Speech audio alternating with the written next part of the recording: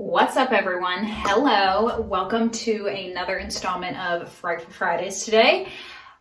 This one's a doozy, I have to say. So we're going to be talking about the Loch Ness Monster today, but before I get started, if you don't know, Frightful Fridays is basically a series here on my channel that I do where we deep dive into anything that's thought to be real but also could not be real. So like mythical things, folklore, paranormal phenomenons, you name it, we can discuss it. It's basically anything that is generally believed to be not true or a myth or something that was fabricated or made up. And we deep dive into the history of it and the possibilities that it could be real and open to interpretation at the end of whether you think it's real or not.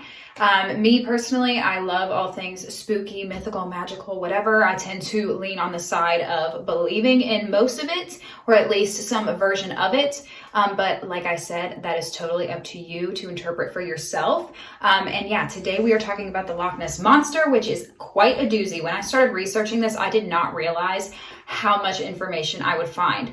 So I'm not exactly sure how long this video is going to be. We're going to discuss all of it here. So I'm so sorry if it's a super long one, but it is so much information and I have to include most of it. So I'm including what I can. Obviously, I'm not including every single thing I found because we would be here for hours. But I was very surprised to find everything that I found and see how widely actually believed this creature is, as opposed to some of the other ones like that we've discussed already, such as mermaids and things like that. Of course, there is a big belief behind those creatures as well, but I'm just very surprised I just didn't realize the history behind the Loch Ness. I've always heard of it. It's always been something that I've believed in, but I never realized how truly sensationalized this creature was, especially back when people were first starting to discuss it, and just how many people really, truly believe in it and got into the fact that it's real and searched for it and just everything. So we are going to get into that. We are going to be discussing that today. I hope you're ready. I hope you enjoy. I hope you stick around, and we're going to get on into it. Okay, so most of you probably know who or what the Loch Ness Monster is, but if you don't, the Loch Ness Monster, whose nickname is Nessie. So Nessie is a creature in Scottish folklore, and it is thought to be a large, long-necked creature with one or more humps that protrude out of the water, which is how a lot of people have spotted it. It is thought to inhabit Loch Ness Lake, which is in the Scottish Highlands. Now, Loch Ness Lake is, like I said, it's in the Scottish Highlands, and it is a lake that is 788 feet deep, or 240 meters, and it's 23 miles in length. Loch Ness has the largest volume of fresh water in Great Britain, so it's a perfect place for a giant marine creature to live or reside or hide or anything like that. It's this huge lake. Okay, so to kind of understand why the Loch Ness Monster is so sensationalized, we need to kind of go back to the beginning and see when this creature was even first being talked about, or kind of when the first accounts of the creature may have happened. Did it happen 100 years ago, 1,000 years ago? I wasn't too sure, and I wanted to find the origin, so I found this. So basically there's an ancient group of people, they're called Picts, and I will put the name here, but they lived in what is now eastern and northeastern Scotland. And they actually carved a mysterious beast with flippers into stone, and these carvings were later discovered by people of our time. But this is some of the first drawings and records that we can kind of assume are associated with the Loch Ness Monster. So in addition to the drawings and the carvings rather that were in the stone of this mysterious beast, there was actually a report of a monster inhabiting Loch Ness, and the first report of this actually dates back, so the first written report of this, actually dates back to the 6th century AD. So very long time ago, around the same time period as these Picts people lived. But that's how long ago this creature has been properly recorded that we know of and written down. So this first written account that I am referring to of the monster in Loch Ness actually first appears in the Life of Saint Columba, which is a book written by Adomnin, I believe. I'm so sorry if I pronounce any of these things wrong, any of these names wrong. As usual, I will have the names on the screen so you can read those. But yes, the Life of Saint Columba is a book written by Saint Adomnin, and basically this story, this account. It's written in a book. This is the first written account, but it's not a made-up account. It's not a made-up story. This is what Saint Adamnan recorded happening to Saint Columba. Just wanted to clarify that I'm not telling you some story that I just found that was made up. Remember, this is in around 6th century AD. So it's basically stated that Saint Columba, he was described as a Christian missionary, but I also found that he was described as an Irish monk. I don't know if there's a huge difference between those two given how long ago it was, but I thought that was worth noting that I did find he is a saint, but I found that he could have been a Christian missionary or an Irish monk. The first account of the Loch Ness as described in the book, The Life of Saint Columba, goes as follows. Saint Columba was staying in the land of the Picts, which is the people group that we discussed just a minute ago, and he saw local residents burying a man by the river Ness. So he's like, what's going on? Why are you burying this person? And these Picts told St. Columba that the man that they were burying was actually swimming in the river when he was attacked by what is described as a water beast. It is said that the beast essentially mauled him and dragged him underwater. And despite their attempts to rescue the man, these witnesses saw it happen, but they could not rescue him after he had been dragged underwater. After St. Columba heard this, he sent a man whose name I will insert here because I cannot pronounce it, or I don't think I can, and I do not want to butcher it that bad. But he sent this man to swim across the river. Now, when this man was swimming in the river, the beast actually approached the man. So not St. Columba, the man that he sent, whose name I inserted. The beast approached the man, and it is said that St. Columba made the sign of the cross, and he stated, "Go no further, do not touch the man, go back at once." This is what he said to the beast as he was making the sign of the cross.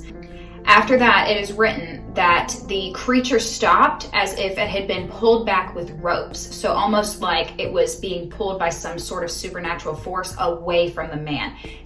Guessing just by the sound of it that it didn't stop on its own. It was almost like a supernatural experience. That's just what I'm gathering from this account and this story. But yes, anyway, then the beast stopped and it appeared to be being pulled back by some type of force, and the beast actually fled away and the man was fine. So when the Picts witnessed this creature being dragged away and the man was safe, they actually considered this a miracle, and they were totally awestruck and amazed that St. Columba was able to essentially scare the beast away. So the reason I bring up this story is that this is what a lot of Loch Ness Monster believers point to as the first evidence of the Loch Ness Monster being around or existing.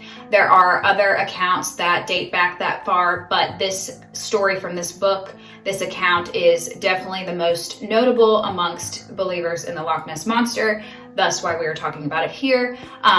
I do have to say as well that throughout this video, everything that I'm going to be sharing about the Loch Ness Monster, there's definitely skepticism behind it. There's definitely people that don't agree or have come up with why each account is a hoax. And like I said, that's for you all to determine. I'm just giving you the research that I have found, like I do in every video, and the evidence that I come up with, and then obviously it's open to the viewer's interpretation. So if I'm not mentioning like, oh, this is how this account was described as a hoax, or this or that or whatever, skeptics say this, I just might not have time to fit all of that into this video, but just know there's obviously skepticism behind all of these accounts. We'll probably talk about some of it, but if I forget to talk about what the skeptics say about this specific event, it's just because there's so much skepticism behind everything, and it's really difficult to fit everyone's opinions on these accounts into one video. So just know that going forward, just like this story of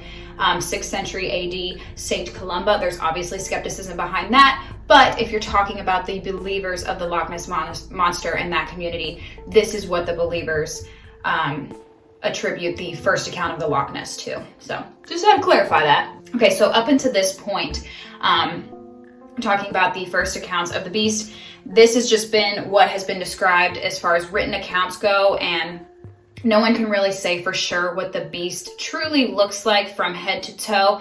There's kind of a common conception of what people believe he looks like, as far as like a long neck, humps on the back, long creature that obviously can swim, so probably some webbed like feet or limbs of some sort. Just keep that in mind going forward. the accounts are all basically describing the same or similar creature. And there's obviously been drawings and pictures taken of it, which we'll get into, but no one truly 100% knows what this beast actually looks like.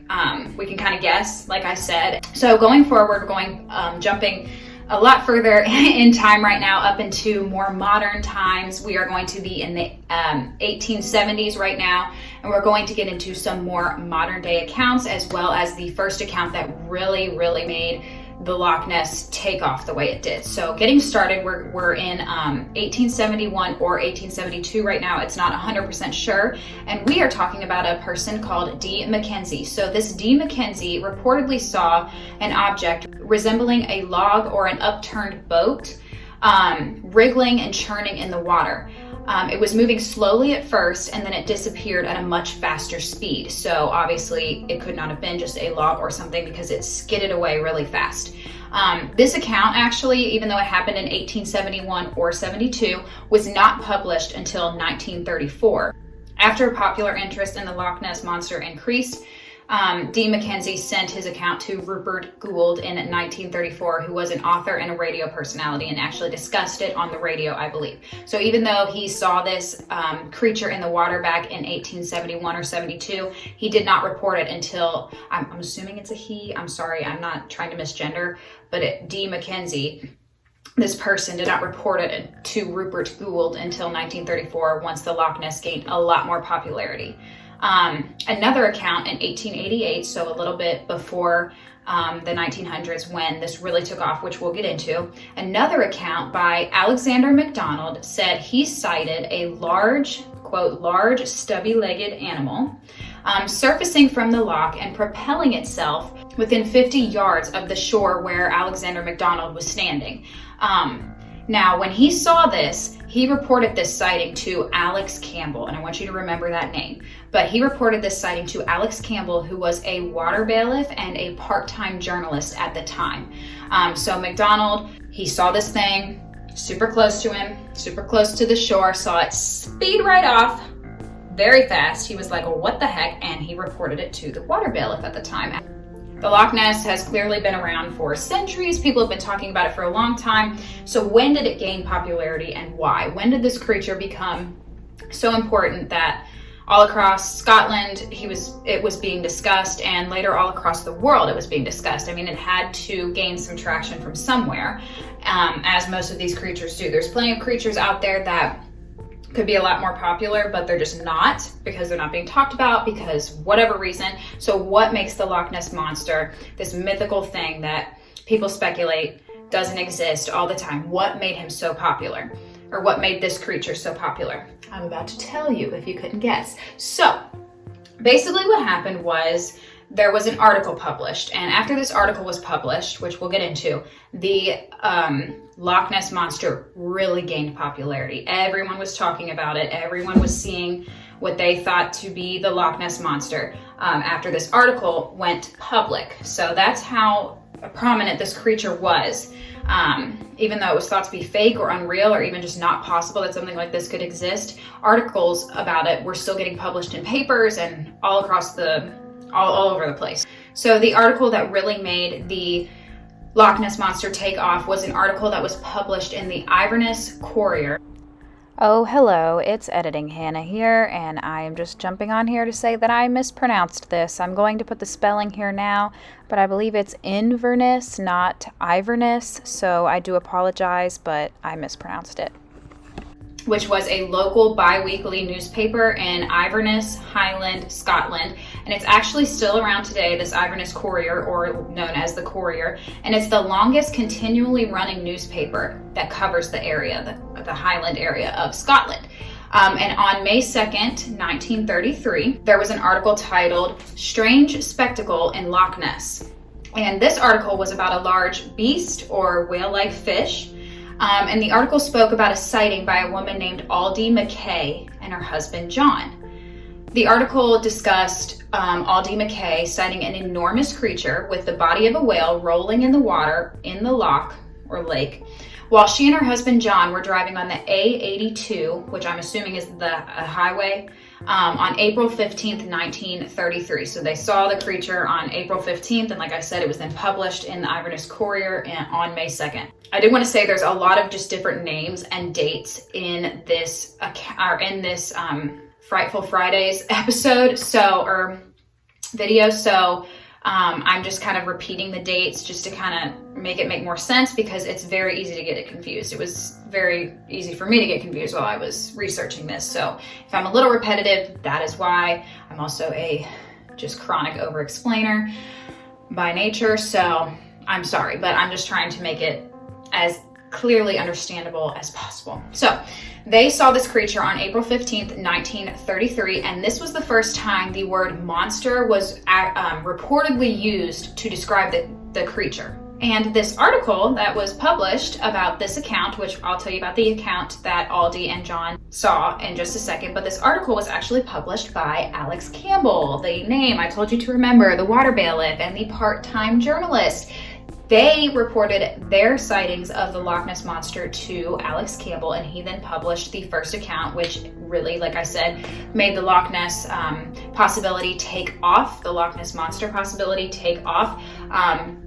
So Alex Campbell posted the first article that really gained this traction. So when I said remember his name, that is why, because he's the journalist, and lots of people went to him with their tales of the Loch Ness Monster, and he ended up publishing one. So like I said, Aldi and John were driving on the A82, and they saw what appeared to be some type of monster or creature in the water of the lake, just kind of rolling around, churning up a bunch of water, just really out of character. They definitely thought it was bizarre. They were driving by and saw this thing. Obviously, there is speculation behind this account. After the article was published, talk of the Loch Ness Monster really took off, and now it was public information. So it wasn't just privatized people in the town kind of sharing their stories amongst each other. This was now in local media. So definitely kind of maybe people who were like, oh, I thought I saw something, but I'm probably just being weird or crazy. There's no way that could exist. They're seeing this article and being like, oh my gosh, okay, other people see this too. Kind of like, you know how when you think you're the only one that thinks something and then you say it or somebody says it and you're like, I do that all the time, and you think you're the only one that does it, but turns out like a multitude of people do it. I feel like that's how people felt once this first article went public, because now they didn't feel so crazy because it was actually in the newspaper and other people were seeing what they saw. So after this, like I said, traction really picked up for the Loch Ness and people were starting to share their stories. Actually, in 2017, the Courier, the same newspaper, published excerpts from Alex Campbell's article, Strange Spectacle in Loch Ness, and they published part of the article in the newspaper. So they actually brought it back just a couple years ago in 2017, this first report of the Loch Ness Monster. I'm going to read you the quote from the article that they included in their article in 2017. So it reads as follows. The creature disported itself, rolling and plunging for fully a minute, its body resembling that of a whale, and the water cascading and churning like a simmering cauldron. Soon, however, it disappeared in a boiling mass of foam. Both onlookers confessed that there was something uncanny about the whole thing, for they realized there was no ordinary denizen of the depths, because apart from its enormous size, the beast, in taking the final plunge, sent out waves that were big enough to have been caused by a passing steamer. So basically, Aldi and John, like I said, they saw this creature that was rolling around, creating such a ruckus in the water that it resembled a boat actually driving by. I'm assuming that's what a steamer is, I think, or some type of cargo ship of some sort, basically producing that much power in the water and creating, you know how boats go by and they create bigger waves and massive waves? This creature was creating waves that resembled that. So that really shook Aldi and John up, and that's when they reported it, and that's when Alex Campbell wrote it in the newspaper, and that is when it first took off. And then, like I said, the excerpt was later taken and written about again in 2017. Why would this all still be relevant if there wasn't some truth behind it? I'm just saying. But anyway, after this account from Aldi and John was published, like I said, witnesses came out from everywhere. All kinds of people had their own accounts of seeing this creature, and that is what we're going to be discussing now. And remember, this was in the 1930s when this first article was published, and it is, like I said, still being discussed modern day. So now we're going to get into some of the accounts that were discussed after this article came out. This next account happened on July 22nd, 1933, so just a few short months after the article was posted on May 2nd, 1933. And this sighting is by a man named George Spicer and his wife. I don't believe I could find the wife's name. It just said George Spicer and wife, so sorry about that. But he is quoted saying they saw a most extraordinary form of animal cross the road in front of their car. So they're driving, all of a sudden, this creature, okay, this like dinosaur-like creature crosses in front of their car. This is what they had to say about it. So they described the creature as having a large body, about 4 feet high. So to put this in perspective, I am 4 feet 11 inches. So for me, this creature is only like 11 inches shorter than me standing up. Crazy. But anyway, the creature was described having a large body, about 4 feet high and 25 feet long. They also said it had a long, wavy, narrow neck, slightly thicker than an elephant's trunk. They said the neck was as long as the width of the road, which was about 10 to 12 feet, they figured. And they saw no limbs on this creature. Doesn't mean it didn't have limbs, they just did not see any. They said that this creature lurched across the road toward the lake, which was 20 yards away, and it left a trail of broken undergrowth behind it. George Spicer described it as, quote, the nearest approach to a dragon or prehistoric animal that I have ever seen in my life, end quote. And also as having, quote, a long neck which moved up and down in the manner of a scenic railway, end quote. George said that the creature had an animal in its mouth as well, and it had a body that, quote again, was fairly big with a high back, but if there were any feet, they must have been of the webbed kind. As for a tail, I cannot say, as it moved so rapidly, end quote. So basically he's saying that this creature, although he did not see limbs on it, if it did have limbs, they would probably be webbed so that it could swim. He also did not see a tail because this creature basically moved so fast, but he was able to tell that the creature had some sort of animal in its mouth, as well as give a very descriptive image of what they saw. So to make it up, that's a pretty good description and kind of matches what other people were describing this creature looking like at the time. And obviously the creature moved by their car pretty quickly, so he wasn't able to see all of it but from what he described, it definitely sounds like some creature we've never seen before, or possibly even something from like prehistoric times. George Spicer's sighting that we just discussed was actually also published in the Inverness Courier, or the Courier, it can be referred to as both, as well. So after the first sighting, and then George came out saying he cited this, it was also published in the newspaper.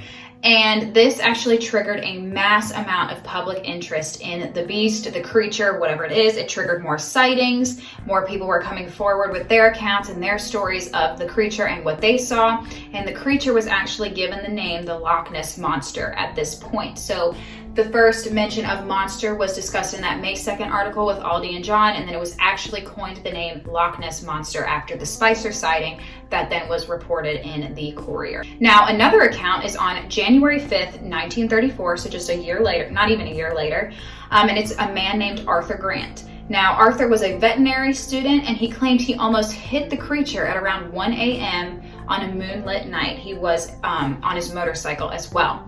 Now, this is coming from a veterinary student, so I find that very interesting. But according to Arthur, it had a small head attached to a long neck. He said the creature saw him and crossed the road back to the lake. And then he later described the creature as a cross between a seal and a plesiosaur. I think that's how you say that, but that is like a prehistoric kind of aquatic dinosaur type creature that is thought to be extinct. So he described it as a cross between that, the plesiosaur, and a seal. So clearly unlike any creature we've ever seen in modern day. So then he said he followed the creature into the lake, but by the time he got to seeing it, plus it was dark, like I said, it was 1 a.m., he only saw ripples in the water. So clearly he saw something go into the water. He saw this creature, but he wasn't able to see it once it retreated to the lake. And then he also sketched the creature that he saw as well. Okay, so I know what you guys are all thinking. Obviously, most of you have probably seen that famous picture of what is thought to be the Loch Ness Monster. So we are going to discuss that. Don't worry, we're going to be discussing more than just that picture, which I was shook that there was even more than that picture because I really thought that was the only one. But come to find out, there's been quite a few pictures, videos, images, sonars, all kinds of things taken about the Loch Ness. So I thought that was interesting. I thought there was only that one picture, that really famous picture that I'll pull up and show. But before that picture was even published or talked about or taken, there was actually a picture before that, a photograph before that, and even some more after. So did you guys know that? I didn't know. I thought there was only the one picture, but there's not. There's quite a few more, and some of them, yes, are very sketchy. They don't necessarily look super real, but then again, who knows? So anyway, we're gonna get into it. We will be discussing the surgeon's photograph, which is the super famous one. But before that, there was the first photograph taken of the Loch Ness Monster, or what is thought to be the Loch Ness Monster. And yeah, I just didn't know that there was a photograph before that. But actually, the first photograph is from November 12th, 1933. It's by a man named Hugh Gray. He took this photograph. And he took this photograph of what was allegedly the Loch Ness Monster. Now, he took the picture near Foyers, which is a village on the east side of Loch Ness. Now, it's a very blurry photo. I'm going to try to include it here for you, or some multiple different images of the photo for you. It's also been like recreated and redrawn over time, so I'm going to try to include some of those for you just to kind of give you a perspective. But it was a blurry photo, and it had been noted that if you look closely at the picture, the head of a dog can be seen. Now, the day that Hugh Gray took this photo, he was actually taking his Labrador for a walk, and some people claim that this picture is just of the dog fetching a stick. You got to remember, this was taken back in the 30s, so cameras and quality was completely different at that time. And then others have said the picture, like I said, I'm going to be showing it so you guys kind of can leave that up to your interpretation, but other people have said the picture merely depicts an otter or a swan. People have given all kinds of skeptic reasons why they don't believe this is the Loch Ness. And then actually the original negative of the picture has also been lost. But in 1963, there was a man named Maurice Burton. He was a British zoologist and popular science author, and he came into the possession of 2 lantern slides, contact positives from the original negative. So when he had the contact positives from the original negative, he later came out and said that it was merely an otter rolling in the water. So tell me what you guys think about this picture. That's kind of what people have been discussing when it comes to this picture. A lot of people, like I said, think it's fake. It's really blurry. In my opinion, it's pretty blurry to even kind of tell what it is, from creature to animal to whatever. But I like to think with an open mind, so who knows. But tell me what you guys think. That is actually the first picture that is thought to be the Loch Ness, not the famous one that we're going to talk about now. So the most famous, most notable picture of the Loch Ness, which I'm sure I've included pictures of, or editing Hannah has included pictures of by now, but it is actually called the surgeon's photograph. And the reason it is called that is because it was taken by a man named Robert Kenneth Wilson, and he was a surgeon in London. And at the time of the picture being taken, he refused to give his name or have any of himself associated with the photo. So they did just call it the surgeon's photograph because of that. Now, he took this picture that he claimed was the Loch Ness, and he actually sent it to the Daily Mail, which was a British daily newspaper, and it was published. This picture was actually published in the paper on April 21st, 1934. So basically, Kenneth Wilson, the surgeon, reported he was looking into the lake and he saw the monster, grabbed his camera, and he actually snapped 4 photos, not just the one, but 4. Then he said only 2 exposures came out clearly. The first reportedly shows a small head and back, and then the second shows a similar head in a diving position. And then it is said that the second photo we don't really know much of or have because it was super blurry. So it went from 4 to 2 to then just the 1 photo.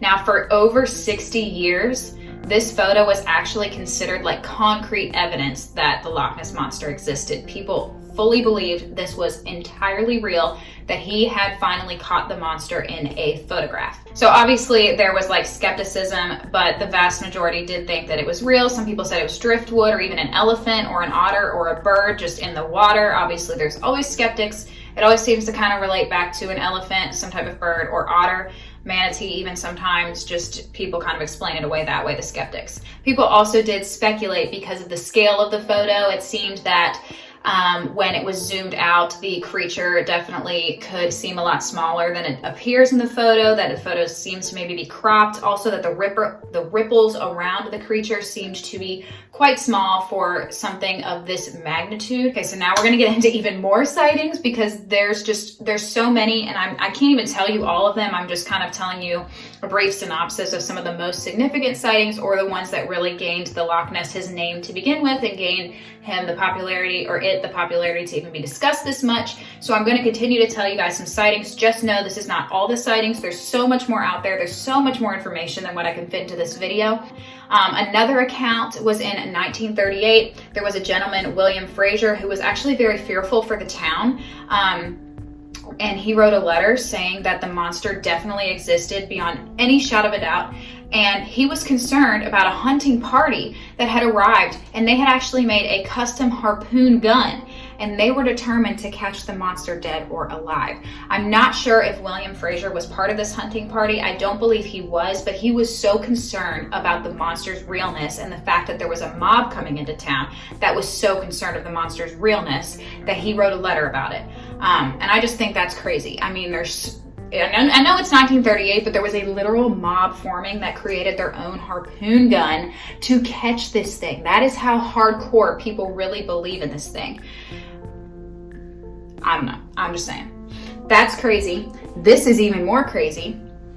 I mean, this is just like, you can't explain some of this stuff away, okay? People are so fascinated by this. They are just constantly going out there trying to prove it, and they're finding evidence. So listen to this. These are some sonar readings, and I don't know how you could freaking fake a sonar reading, okay? Just listen. So in 1954, there were sonar readings taken by the fishing boat Rival 3. Its crew said that there was a large object keeping pace with the ship at a depth of 479 feet, which is 146 meters.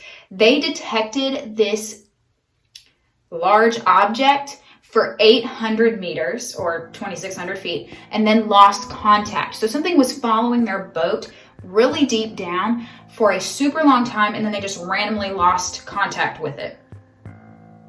What is that? It could not be driftwood. Driftwood does not follow a boat, does not swim. Okay, it can't be like a random submarine that sunk or anything. And you guys got to remember too, I'm sure you know this, but lakes, although they're lakes, they can still be like hella deep, super deep, have all kinds of undiscovered things in them, just like the ocean. So just because it's a lake and it's not attached to the large body of water that is the ocean does not mean that it's not deep enough that we can't dive down and discover everything that's in it. Just worth noting. This next one is also crazy to me. It is called the Dinsdale Film and was in 1960. So basically, this account goes, there was an aeronautical engineer, his name was Tim Dinsdale, and he actually filmed a hump in the water that left a wake that was crossing the Loch Ness Lake. So he described this creature that he filmed that left this wake in the lake as reddish with a blotch on its side. He said that when he mounted the camera, the object actually began to move, and he shot 40 feet of film. Obviously, back in the 60s, they had the big film reels, so it was 40 feet worth of film. I'm not sure if that's like a super big amount or what, but I would imagine that's a lot of film, so I would imagine it was a lot of time that he filmed. Of course, skeptics said that it could have just been a boat, but in 1993, just a couple decades later, Discovery Communications actually produced a documentary. This documentary was called Loch Ness Discovered. And they digitally enhanced this Dinsdale film in this documentary a couple decades later.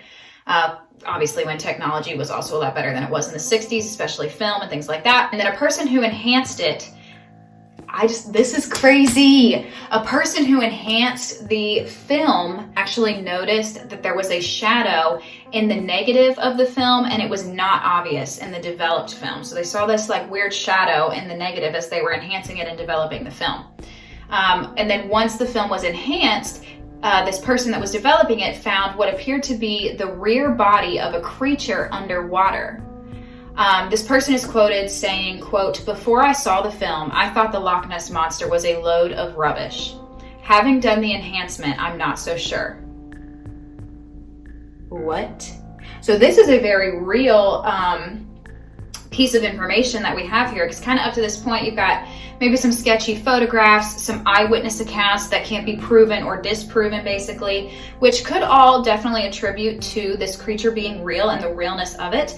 The fact that this person was enhancing the film, developing it, they noticed something in the negative. They had no belief in the Loch Ness Monster before working on this documentary, and then they obviously, once they enhanced it, they then were quoted saying, I didn't believe in it before, but now I'm not so sure. And to me, that is crazy, turning a skeptic into a believer because of this thing that it saw. I mean, what? Like that, I mean, that's like unheard of to me anyway. I don't know. Maybe that's just me being lame, but I think that's fascinating. So even more evidence is what we're getting into now. And it is actually a sonar image, which, like we discussed before, now there's another one. So people, I have to say this, like with some of these other accounts that we've talked about, or other creatures we've talked about, like mermaids, sirens, I don't know, the Mothman, whatever it's been, there have obviously been skeptics and people who don't believe. But what I find very interesting with the Loch Ness Monster specifically is that this creature, as opposed to others, really seems like one that people believe in or want to believe is true, just based on the sheer amount of accounts there are, eyewitness accounts of this thing, articles published, just the media's presence in the fact of this creature is amazing to me. And also what we're about to get into, all of these search efforts that have gone into Loch Ness and trying to find whatever this creature is, whether it's a monster, whether it's something that previously was thought of to be extinct, whether it's something that's evolved and we just haven't discovered it yet.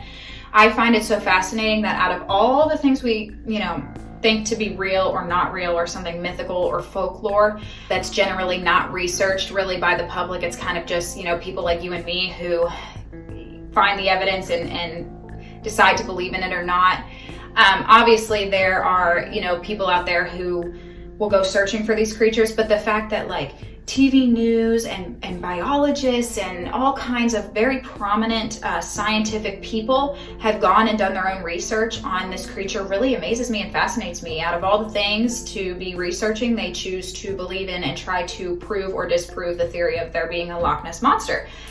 So I don't know. I think that's so interesting. I know that people search for other mythical things all the time, but the fact that this has just been so, for centuries, pursued and has lots of evidence behind it of that just can't be explained away. I mean, yes, you filmed a black mass in the water and you can't 100% prove that it is the Loch Ness Monster or what kind of monster it is, but that is very notable. Like obviously it's something that we haven't discovered before and we don't know what it is. So whether it's this big, horrific, monstrous creature or just something that's undiscovered, I just find that so fascinating with this specific case. And I also find it interesting that through a lot of these different accounts, it's always like their boat was being followed, or they saw something that produced massive wakes or ripples in the water that couldn't be produced by any already known creature or animal. There's just obviously such mystery to it, and that continues with this account. So this account is another sonar, and it was from August 24th, 2011, so very recent. There was a Loch Ness boat captain, his name was Marcus Atkinson, and he photographed a sonar image of a 1.5 meter wide or 4.9 feet unidentified object that seemed to follow his boat for 2 minutes at a depth of 23 meters or 75 feet. And he ruled out that it was the possibility that it was like a fish or a seal or something like that. This is a very short account, but definitely one worth noting and discussing. That again, the next time, or at least the next time that I saw that sonar was used on this lake, something else was following this person's boat that was ruled out as being just a simple fish or a large fish or seal or otter or whatever they were previously discussing. It was ruled out as being that. There's obviously skepticism behind this too, but both times sonar were used, they found something. That's what I'm trying to say, and that's crazy. Okay, so moving into more modern day. Thank you for sticking with me if you have made it this far. We're almost done with modern day accounts, and then we'll get into just some of these searches that have actually gone on as well about this creature. So anyway, in 2014, it was actually April 19th, 2014, it was reported that a satellite image on Apple Maps showed what appeared to be a large creature. thought by some to be the Loch Ness Monster, just below the surface of Loch Ness. So Apple Maps actually could have possibly photographed an image of the Loch Ness Monster with their satellite. Now this creature was at the far north point of Loch Ness, and the image, or whatever this thing is in the water, appeared to be about 30 meters or 98 feet long, and it was just kind of right under the surface, which would make sense if a satellite got an image of it. It would have to be pretty close to the surface. Some people have speculated this is just a boat passing or a seal or something, but you tell me what seal is 98 feet long, I don't know, or what creature you know of that is. Some people even speculate these are like whales, but this is a freshwater lake, so I don't know how that works. I don't think there's freshwater whales. I could be wrong. I don't know. I know there's some lakes. There's one lake that's like a phenomenon. It's like part freshwater and then underneath it it's saltwater, or the other way around. That's not how the Loch Ness is. It's freshwater. So if you think it's some sea creature that magically floated up to the Loch Ness, that would not be correct because they cannot live in freshwater. I know some creatures can, but I'm just saying, guys, okay? Like, these people keep saying it's a seal. Seals are not 98 feet long. Seals are like, I don't know, as tall as me. They're not that long. Like, come up with a better explanation. I'm just saying, even if it's not the Loch Ness Monster, don't rule out the possibility that couldn't be some creature that we haven't discovered that would be the Loch Ness Monster, but maybe just not exactly what we think of the Loch Ness Monster being. Just saying. So the 81st anniversary of the surgeon's photograph that we discussed earlier happened in 2015, and Google actually commemorated this photograph with what was called a Google Doodle.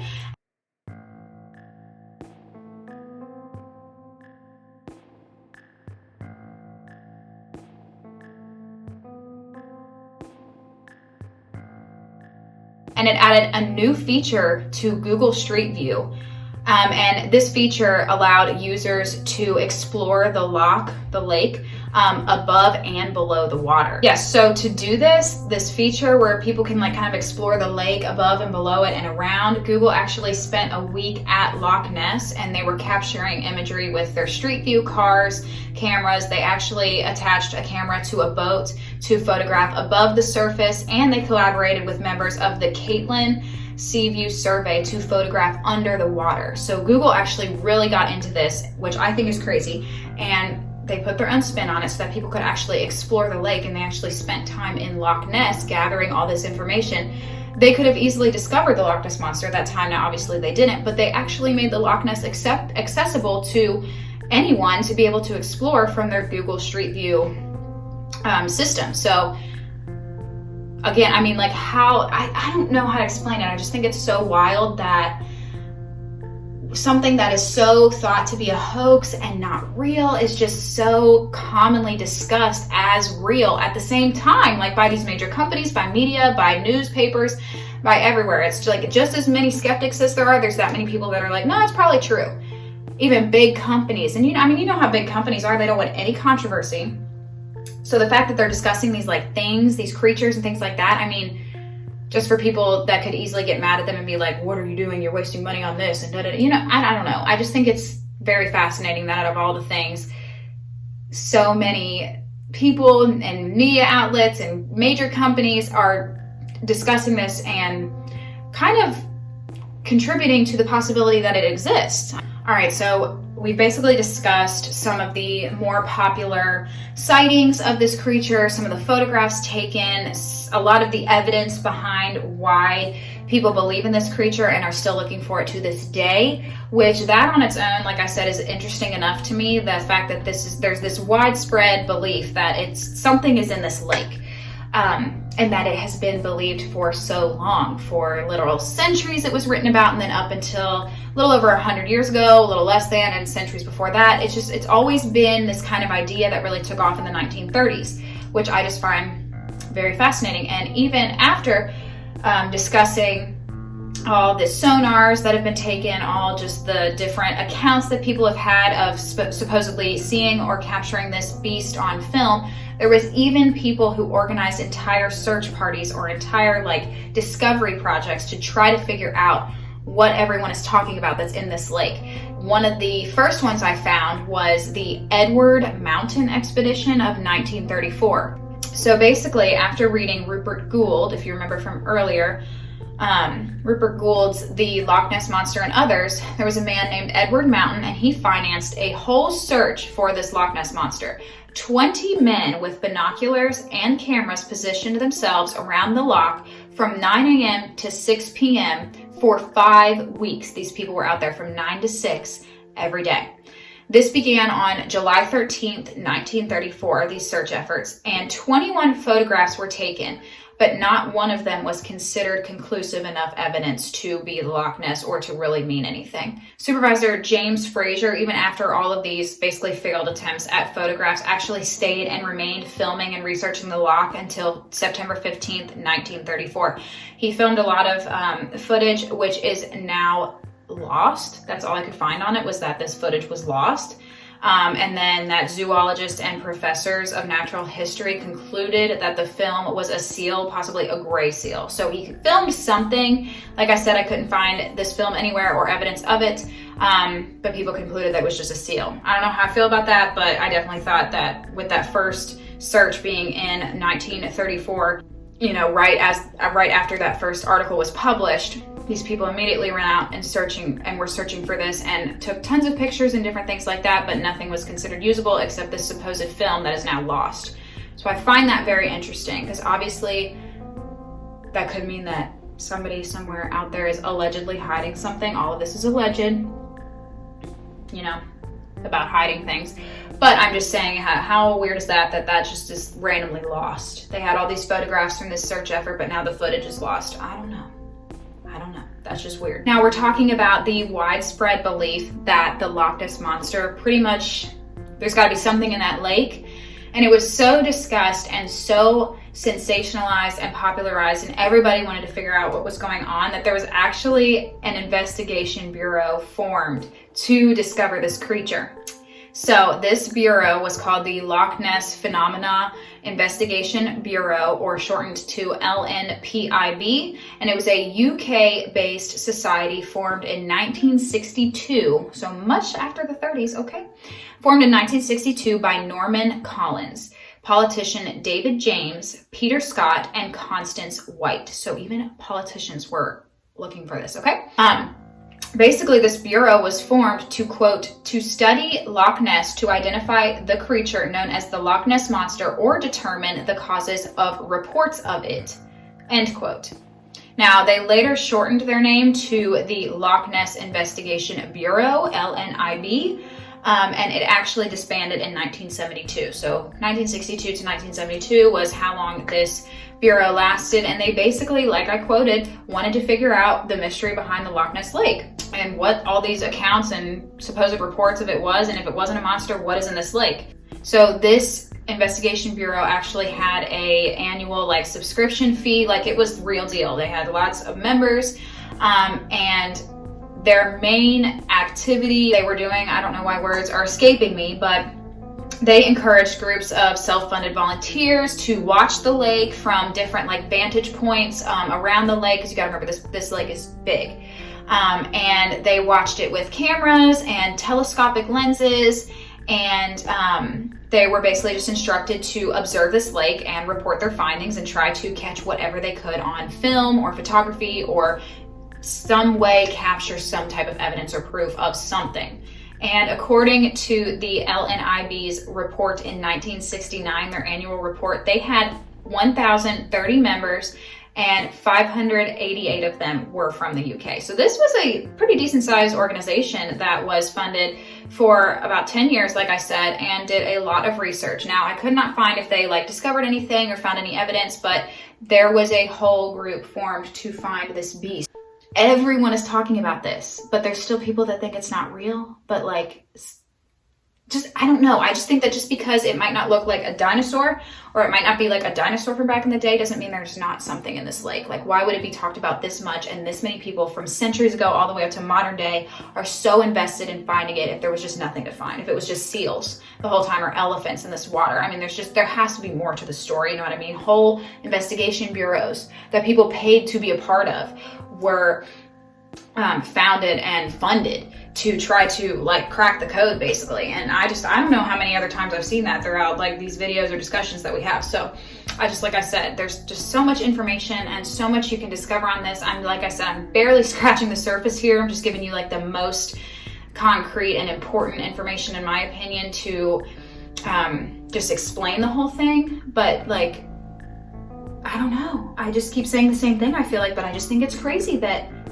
there's just this many people, this like politicians, scientists, everything, trying to discover what this thing is that's been talked about for centuries. Now, there was another sonar study done. It was by D. Gordon Tucker. He was the chair of the Department of Electronic and Electrical Engineering at the University of Birmingham. And he volunteered his services as a person who developed like sonar things and was an expert on sonar equipment. He volunteered his services at Loch Ness Lake in 1968. And this volunteer was actually part of a larger effort that was led by the Investigation Bureau, the LNIB. He became involved with that, and it was this effort, this sonar search was going on from 1967 to 1968. And it actually was a collaboration between both volunteers and professionals at the time in a number of different fields. So basically, Gordon Tucker chose Loch Ness, and he was testing the Loch Ness, this prototype that he had of a sonar transducer with a maximum range of 800 meters or 2,600 feet. He was testing this piece of equipment, and he chose the Loch Ness to test this equipment in. So he put this device in water that he was testing, and basically in this like radius of where this device was, it was said that no object could go through without being detected. So if something swam through this area that his sonar was in, this sonar equipment was going to pick it up. This was a 2-week trial in August, and during this trial of this equipment, multiple targets were actually identified. They said there was one that was a shoal or a fish, but there were others that moved in a way that was not typical of fish or shoals, and it moved at speeds up to 10 knots. So again, something unidentified moving in the water that this sonar picked up that could not be determined as like a fish or anything of that nature. What? So there's definitely something in there, okay? Something in there that we haven't discovered before that at least we previously thought was extinct.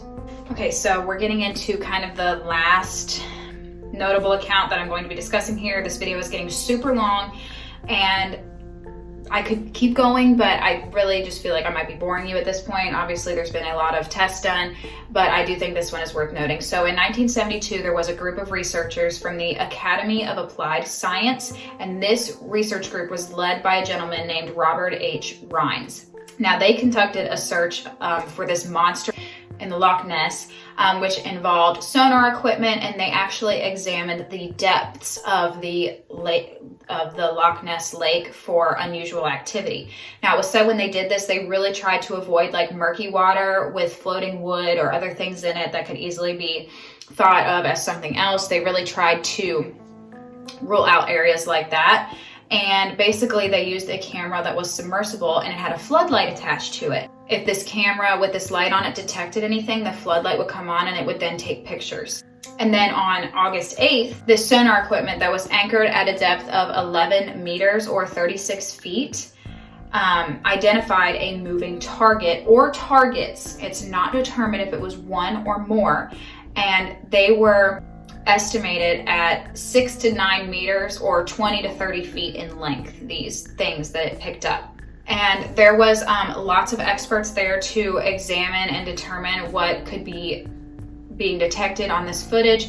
Specialists from MIT and MIT's Department of Ocean Engineering, all different types of people that were on hand to examine this data. And they actually said that whatever this thing was that was being detected, the shape of it was a highly flexible, laterally flattened tail. And then another sonar contact was made, and this time it was with 2 objects that were estimated to be about 9 meters or 30 feet long.